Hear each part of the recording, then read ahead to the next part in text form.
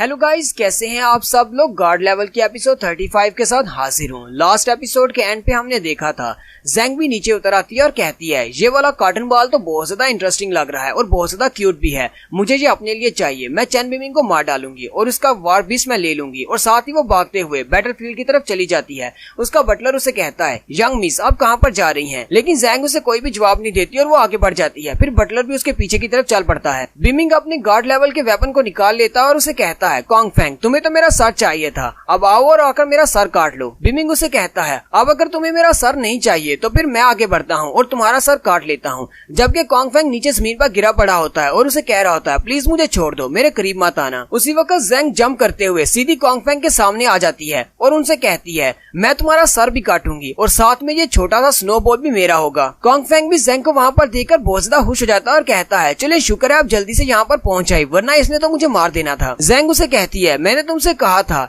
कि मैं तुम्हारी हेल्प करने के लिए जरूर आऊंगी, अब जबकि बात बढ़ चुकी है तो मुझे यहाँ पर जरूर आना पड़ा। और साथ ही वो उन सब से कहती है अब अपनी पूंछ को अपनी टांगों में दबाओ और यहाँ से भाग जाओ। वो सारे उठकर वहाँ से भागना शुरू कर देते हैं। ज़ैंग बिमिंग से कहती है अब जबकि यहाँ पर जितना भी कचरा था वो हट चुका है तो चलो फिर फाइट करते हैं। ज़ैंग हंसते हुए बिमिंग से कहती है मैंने किंजी से सुना है कि तुम बहुत ज्यादा स्ट्रॉन्ग और इंटरेस्टिंग हो, तुम्हारे पास बहुत सारे वेपन्स भी हैं और सीक्रेट टेक्निक्स भी हैं। मैं भी वहाँ दूर क्लिफ से खड़ी तुम्हें देख रही थी और तुमने मुझे बहुत ज्यादा सरप्राइज कर दिया है, इसलिए अब मेरी इंटरेस्ट और ज्यादा बढ़ गई है तुम्हारे साथ फाइट करने में। और साथ ही वो उसे कहती है चलो फिर देखते हैं अब तुम्हारे पास और कौन से सरप्राइज हैं। उसका बटलर आगे बढ़ता है और बिमिंग पर अटैक करता है। उसके बटलर का नाम गुलाव होता है। गुलाव यंग मिस से कहता है यंग मिस आप पीछे रहें, मुझे एक मौका दे, मुझे इसे हैंडल करने दे, मैं इसके साथ फाइट करता हूँ। ब्लैक विडो गुलाव की पावर्स को महसूस करते हुए कहती है ये तो वार लेवल के एंड स्टेज पर है, यानी ये एक एम्पर लेवल का हंटर बनने वाला है। गुलाव बिमिंग से कहता है बॉस इस बुड्ढे की हिम्मत कैसे हुई तुम पर स्नीक अटैक करने की, मुझे भी हेल्प करने दो, मैं भी इससे फाइट करता हूँ। बिमिंग ब्लैक विडो और गुडाव से कहता है तुम दोनों पीछे रहो, मुझे इससे फाइट करने दो, ये तुम्हारे लिए बहुत ज्यादा स्ट्रॉन्ग है। बिमिंग उसकी पावर्स की तरफ देखते हुए कहता है इसके पास तो फ्लेम ब्लेड है, अगर कोई लो लेवल का हंटर इसकी टेक्निक को देखता तो वो तो बहुत ज्यादा घबरा जाता, अपनी पैंट के अंदर ही सूसू कर देता। लेकिन मेरे जैसा हंटर जो कि वार लेवल पर हंटर है, मैं इस टेक्निक को पहले से ही देख चुका हूँ तो मुझे इससे डरने की कोई भी जरूरत नहीं। मुझे लगता है कि शायद ये इसी टेक्निक को यूज करके मुझे मारना चाहता है, लेकिन अगर ये ऐसा सोच रहा है तो ये बहुत ज्यादा गलत सोच रहा है। चलो फिर देखते हैं मेरी नई पावर्स किस तरह काम कर रही हैं। बिमिंग फाइट के लिए रेडी हो जाता है और गुलाव से कहता है तुम मुझे मारना चाहते हो, चलो फिर आ जाओ। गुलाव भी अपनी पावर्स को यूज करते हुए एक फ्लेम ब्लेड बना लेता है और बड़ी ही स्पीड के साथ बिमिंग पर अटैक करने के लिए आगे की तरफ बढ़ता है। लेकिन बिमिंग उसके सामने से नहीं हटता, वो सीधा बिमिंग की गर्दन पर अटैक करता है, लेकिन उसकी तलवार उसकी गर्दन के अंदर नहीं दंस पाती। ये देखकर गुलाव बहुत ज्यादा हैरान हो जाता है। गुलाव की तलवार क्योंकि बिमिंग की गर्दन के ऊपर टिकी होती है, वो साथ ही अपनी तलवार को बड़ी ही पावर के साथ नीचे की तरफ खींचता है, लेकिन फिर भी वो उसकी गर्दन को नहीं काट पाता।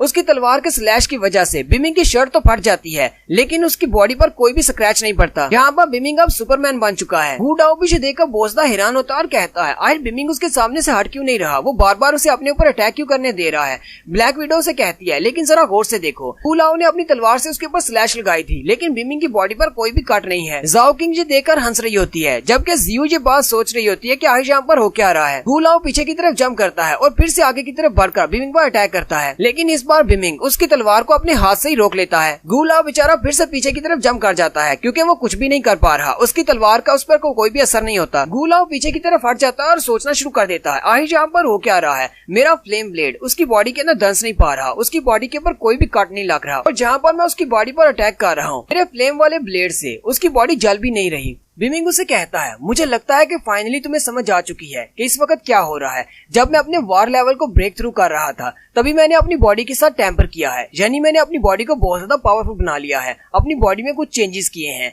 मुझे नहीं पता था कि इसके इफेक्ट्स इतने ज्यादा होने वाले हैं। गुडाओ बिमिंग की बात सुनकर हैरान हो जाता है क्योंकि गुडाओ को कुछ भी समझ नहीं आती, जबकि ब्लैक विडो को समझ आ जाती है और वो कहती है मुझे लगता है कि ये किसी सीक्रेट टेक्निक के साथ कल्टीवेट कर रहा था। बिमिंग कहता है मुझे जो नरवाना स्क्रिप्चर उस रूइंस में से मिले थे उसके अंदर लिखा हुआ है कि अगर हम लोग टेम्परिंग करते हैं यानी अपनी बॉडी को चेंज करने की कोशिश करते हैं, वो भी अपनी ब्रेक थ्रू के दौरान, तो इसके इफेक्ट्स बहुत ज्यादा जबरदस्त होते हैं। इससे हमें ऐसी पावर मिलती है जिससे हमारी बॉडी इतनी ज्यादा हार्ड हो सकती है कि कोई भी लो लेवल का वेपन हमारी बॉडी के अंदर नहीं दंस सकता। गुलाव भी उसके पास उनका बहुत ज्यादा हैरान होता है और कहता है मेरे पास जितनी इन्फॉर्मेशन थी उसके मुताबिक इसके पास पहले इस तरह की टेम्पर्ड बॉडी नहीं थी। लगता है कि इसने अपनी ब्रेक थ्रू के दौरान ही अपनी बॉडी को टेम्पर किया है, लेकिन ये अपने ब्रेक थ्रू के दौरान डायरेक्टली लेवल 4 तक कैसे चला गया। मुझे ये लड़का कोई आम लड़का नजर नहीं आता, ये तो कोई बहुत ही पावरफुल हंटर है। ज़ैंग फिर से हंसना शुरू कर देती है और कहती है चेन बिमिंग, तुम तो बहुत ज्यादा स्पेशल हो। तुमने अपने ब्रेक थ्रू के दौरान अपनी बॉडी को टेम्पर किया, ऐसा आज तक किसी भी हंटर ने नहीं किया। बिमिंग जैंग की तरफ देखता है और मुस्कुराता है और फिर साथ ही अपने शैडो मूव को यूज करते हुए वहाँ से गायब होकर सीधा गू लाओ पर अटैक करने के लिए आगे की तरफ बढ़ता है। बिमिंग इतनी ज्यादा स्पीड के साथ आगे की तरफ बढ़ता है कि गू लाओ को कुछ समझ ही नहीं आती। बिमिंग सीधा उसके पास पहुंच जाता है और जिस हाथ में उसने अपना फ्लेम डैगर पकड़ा होता है वो उसके हाथ को काट देता है। बिमिंग उसका हाथ काटने के बाद फिर से उसकी तरफ आगे बढ़ता है और कहता है, तुम्हें क्या लगता है कि आज यहाँ पर मैं सिर्फ तुम्हारा एक ही हाथ काटने वाला हूँ? नहीं, ऐसी बात नहीं है। आज तुम्हें यहाँ पर अपनी जान देना होगी। और साथ ही बिमिंग अपने नाइफ को चलाते हुए उसके छोटे छोटे टुकड़े कर देता है।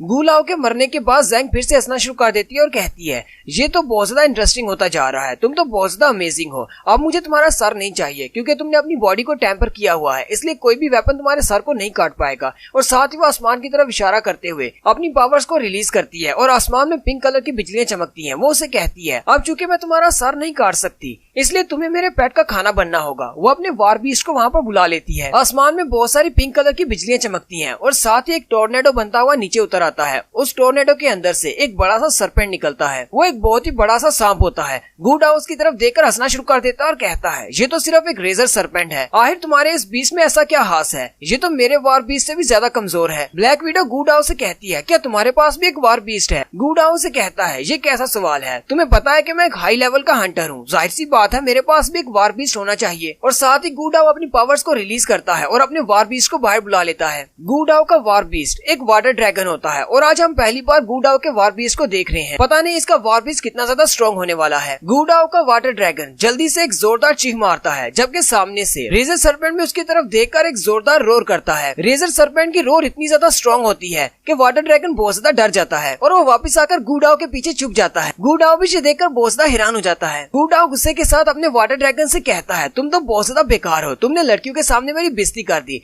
जबकि जाओ किंग और ब्लैक विडो वहीं पर खड़ी हंस रही होती हैं। उसी वक्त एक तीर उड़ता हुआ आता है और सीधा गू लाओ के पास आकर गिरता है, जिसमें से कुछ बिजली निकलती है और एक शील्ड बन जाती है। जैंग हंसते हुए सबसे कहती है, तुम सारी छोटी मक्खियां यहाँ से दूर रहो। ये फाइट मेरी है, मेरी और बिमिंग की। तुम सब लोग इसमें इंटरफियर नहीं कर सकते। जैंग बिमिंग से कहती है, तुम्हारे पास सिर्फ दो ही ऑप्शंस हैं, या तो मेरे हाथों मारे जाओ मेरे साथ फाइट करके, या फिर अपने आप को मेरे रेजर सरपेंट के सामने पेश कर दो ताकि वो तुम्हें आसानी से खा सके। बिमिंग हंसते हुए उससे कहता है, ये दोनों चॉइसेस तो बहुत ज्यादा बुरी है। जैंग उससे कहती है, तो क्या तुम्हारे पास कोई और ऑप्शन है? बिमिंग जल्दी से उस पर अटैक करने के लिए आगे बढ़ता है और कहता है, हाँ मेरे पास एक और ऑप्शन है, मैं तुम्हें मार देता हूँ और जिंदा रहता हूँ। लेकिन जैंग जल्दी से हवा में जंप करती है और उसके ऊपर अपने तीरों से अटैक करती है। गू लाओ हंसते हुए उससे कहता है, तुम्हारे बूढ़े बटलर की तलवार भी बिमिंग की बॉडी पर एक छोटा सा काट भी नहीं लगा पाई। तुम्हें क्या लगता है तुम्हारे तीर इसकी बॉडी के अंदर घुस पाएंगे? जैंग फिर से आगे से हंसना शुरू कर देती है क्योंकि उसके तीर उसको मारने के लिए नहीं होते, बल्कि वो एक एन्चेंटमेंट होती है। वो जैसे ही हवा में जाते हैं वहाँ पर बड़ी बड़ी चेन्स बन जाती है। उन चेन से एक जाल बनता है और वो जाल सीधा आकर बिमिंग के ऊपर गिरता है। बिमिंग उस जाल के अंदर कैद हो जाता है। जैसे वो उसको अपनी चेन्स के अंदर बांध लेती है, साथ ही वो अपने रेजर सरपेंट को आगे की तरफ भेजती है। रेजर सरपेंट उसे खाने के लिए उसके ऊपर अटैक करता है, लेकिन बिमिंग जल्दी से अपनी चेन्स को काट लेता है और पीछे की तरफ जंप कर जाता है और उस रेजर सरपेंट के अटैक से बच जाता है। जैंग फिर से हंसते हुए उससे कहती है, बस इसी तरह स्ट्रगल करते रहो, बस थोड़ी ही देर में तुम मेरे रेजर सरपेंट का खाना बनने वाले हो। बिमिंग जल्दी से उसके ऊपर अटैक करता है, लेकिन उसकी स्पीड काफी ज्यादा है और वो उसके सामने से दूसरी साइड पर हट जाती है और फिर से अपने तीरों से उस पर अटैक करती है, लेकिन उसके तीर इस बार आकर ग्राउंड में लगते हैं। बिमिंग उसे कहता है, तुमने मिस कर दिया। वो हंसते हुए उससे कहती है,